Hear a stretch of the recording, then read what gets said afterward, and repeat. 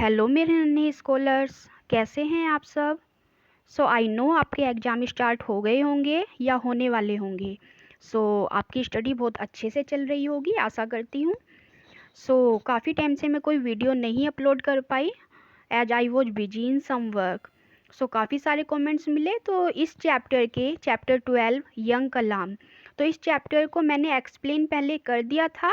Explanation video I hope आपने देख ली होगी। तो अब इस वीडियो में हम चैप्टर 12 के क्वेश्चन आंसर और एक्सरसाइज वर्क देखेंगे। ओके, काफ़ी सारे कमेंट्स थे मेरे पास, सो डोंट वरी। हमारे सिर्फ 2 चैप्टर्स के क्वेश्चन आंसर रह गए हैं, जिसमें यंग कलाम चैप्टर 12 ये मैं आज अपलोड कर रही हूँ, और चैप्टर 13 के क्वेश्चन आंसर की वीडियो आपको कल मिल जाएगी।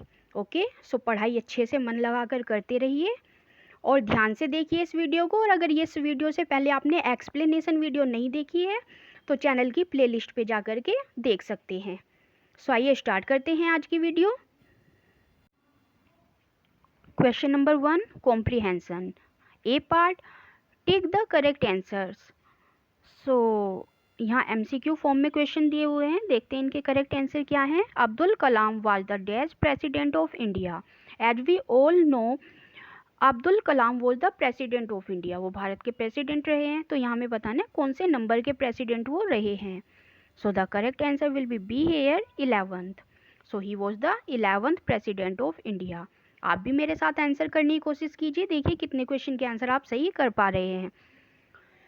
Question number 2, Kalam designed India's first rocket called. तो इंडिया के लिए कलाम ने फर्स्ट रॉकेट डिजाइन किया था, तो उसका नाम क्या था। The correct answer will be A here, SLV3. Then question number 3, Kalam's ancestral house is in। तो कलाम का जो एंसेस्ट्रल हाउस था वो कहाँ पे था। तो एंसेस्ट्रल क्या होता है यहाँ पे, the house related to our father, grandfather और फोरफादर वी कैन से, जो हमारे पूर्वजों का जो पुश्तैनी मकान होता है उसके लिए यूज हुआ है एंसेस्ट्रल। तो ये कहाँ पे था ये हमें यहाँ बताना है। It was situated in Rameswaram.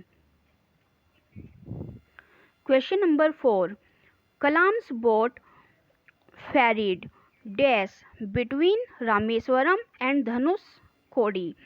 तो कलाम की जो अपनी एक बोट थी उससे वो किसको जो रामेश्वरम और धनुषकोडी तक पहुंचाते थे।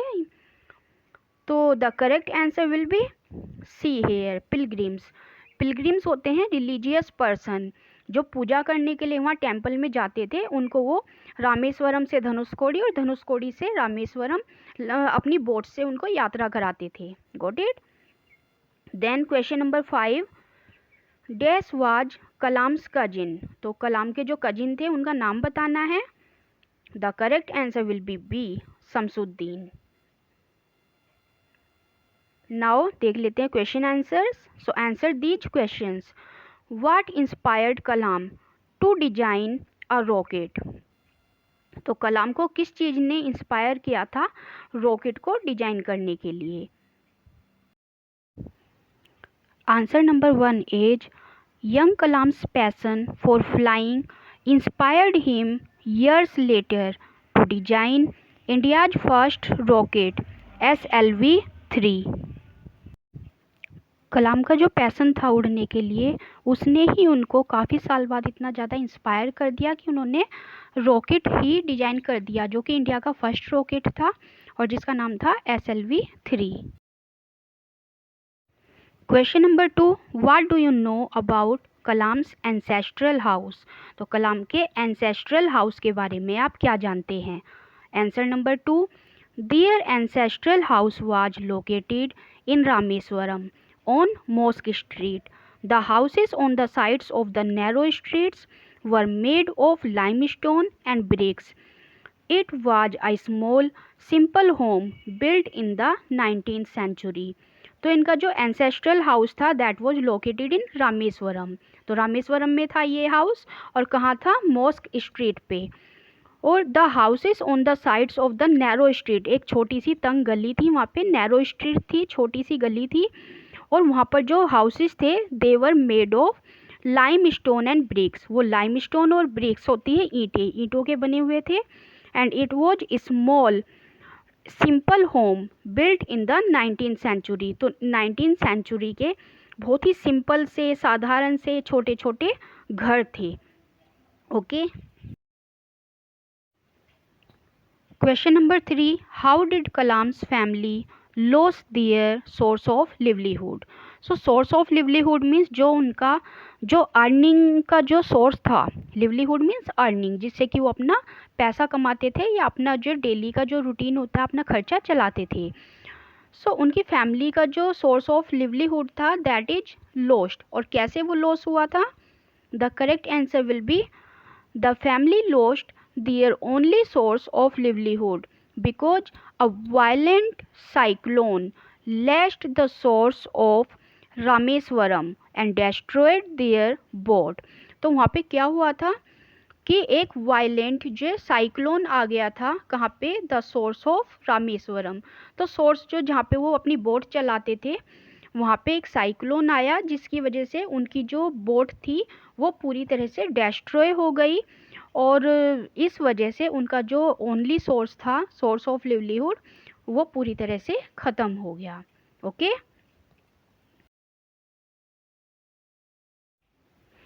Question number 4 is how did Kalam help his family. तो कलाम ने अपनी फैमिली की हेल्प कैसे की थी? So answer number 4, young Kalam wanted to help his family, so he collected tamarind seeds and sold them to a shop near his house. He also helped his cousin Samsuddin to sell a popular Tamil newspaper to earn a little more.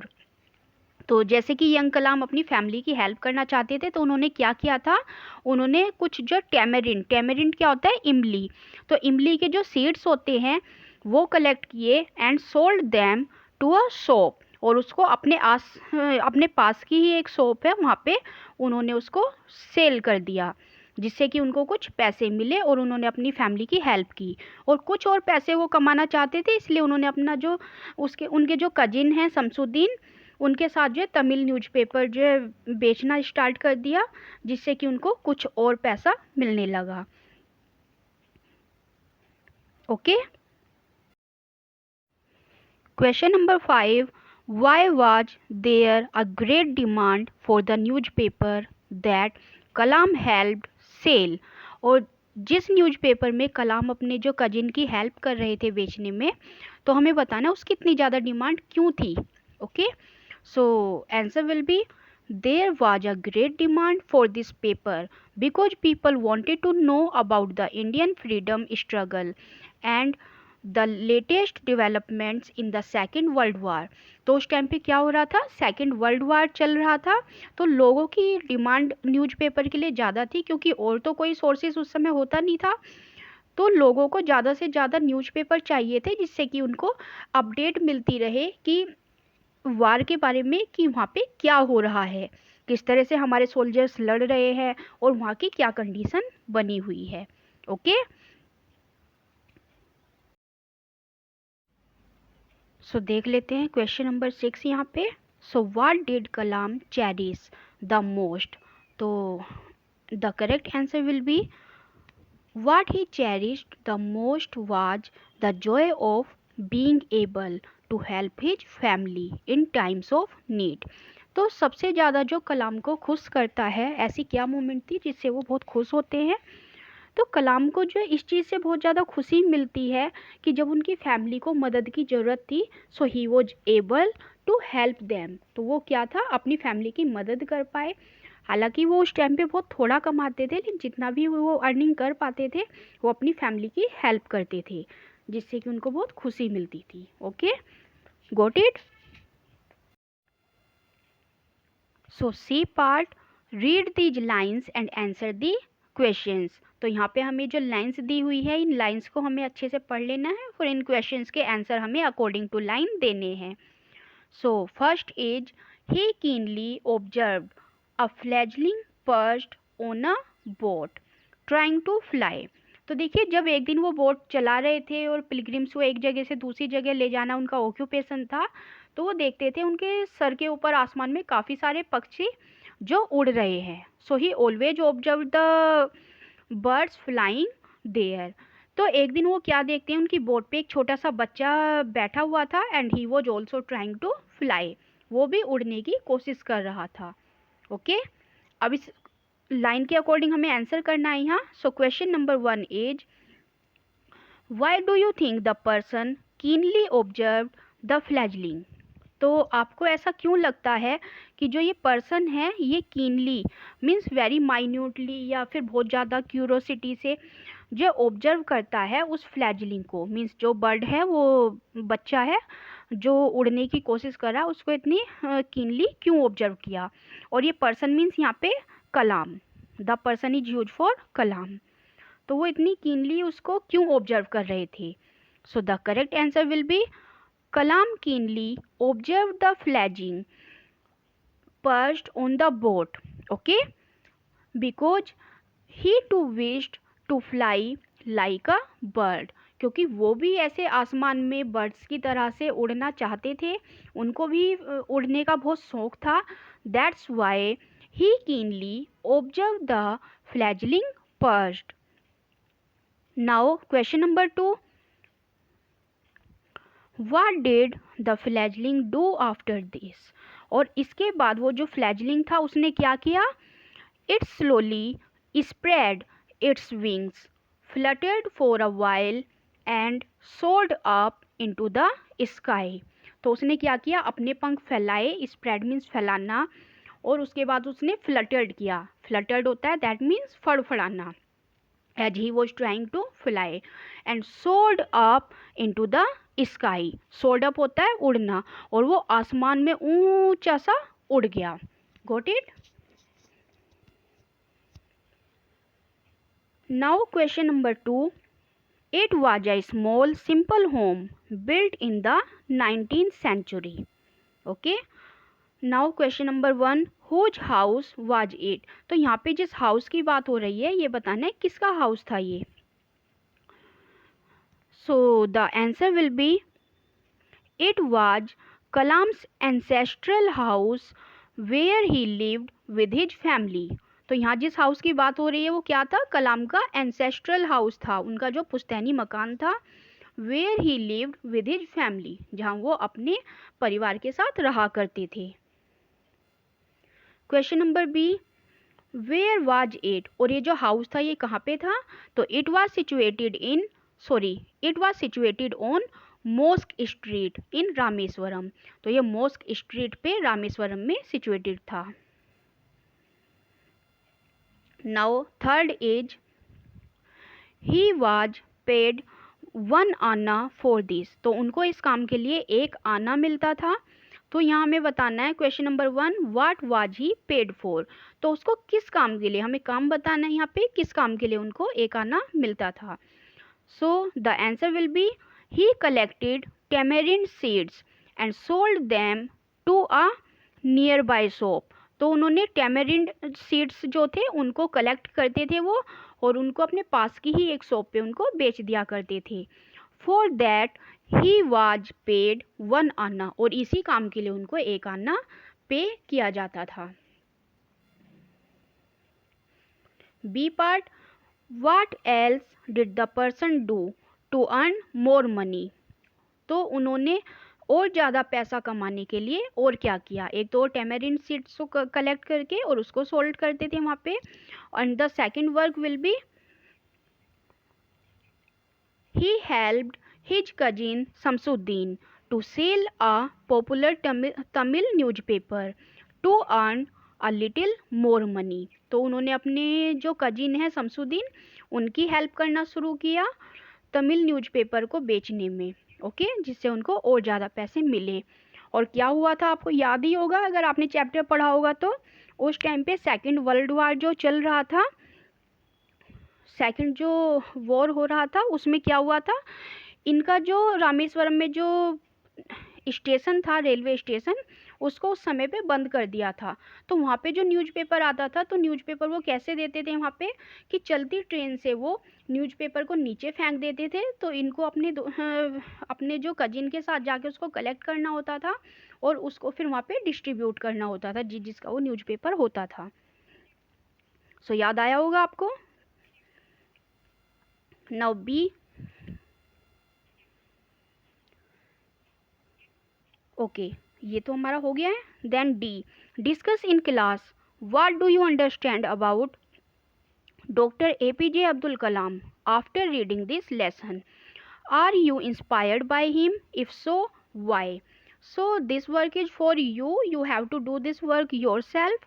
तो इस chapter को पढ़ने के बाद आपने अब्दुल कलाम जी के बारे में जो भी कुछ सीखा है वो आपको यहाँ पे सेंटेंसेस बनानी है उसको लिखना है। ओके, कि आप उनसे क्यों इंस्पायर हैं। Now vocabulary portion. तो यहाँ देखिए हमें होमोनिम्स भरने हैं। Okay, so homonyms are the words that have the same spelling. तो जिन वर्ड्स की सेम स्पेलिंग्स होती है, homo means same and nyms होता है नेम, तो जिसकी स्पेलिंग सेम होती है and pronunciation but different meaning. तो उसकी स्पेलिंग और प्रोनाउंसिएशन तो सेम होती है लेकिन उसका जो मीनिंग होता है that is different. The word fly can mean an insect और to move through the air. तो जैसे कि अगर हम फ्लाई लिख दें यहाँ पे, तो फ्लाई क्या होता है, फ्लाई हम मक्खी के लिए भी यूज कर सकते हैं। ओके, तो फ्लाई क्या हुआ, इंसेक्ट हुआ। और फ्लाई हमारी वर्ब भी होती है, दैट मीन्स हवा में उड़ना। और एक और एग्जाम्पल लेके देखिए आप, काइट। अब इसको हम काइट ही बोलेंगे, स्पेलिंग भी सेम है, प्रोनाउंसिएशन भी सेम है, लेकिन इससे भी दो चीज़ें बनती हैं। जैसे काइट, काइट मीन्स एक तो पतंग भी होती है, ज़रूर आपने उड़ाई होगी बचपन में, बचपन ही चल रहा है आपका तो उड़ाते ही होंगे। और एक काइट मीन्स जो हम ईगल, चील भी बोलते हैं। तो ऐसे वर्ड्स जो स्पेलिंग सेम होती है, प्रोनाउंसिएशन सेम होती है, लेकिन उनके जो मीनिंग होते हैं वो डिफरेंट होते हैं, उनको हम क्या बोलते हैं, होमोनिम्स। तो यहाँ पे फिल करने हैं हमें होमोनिम्स।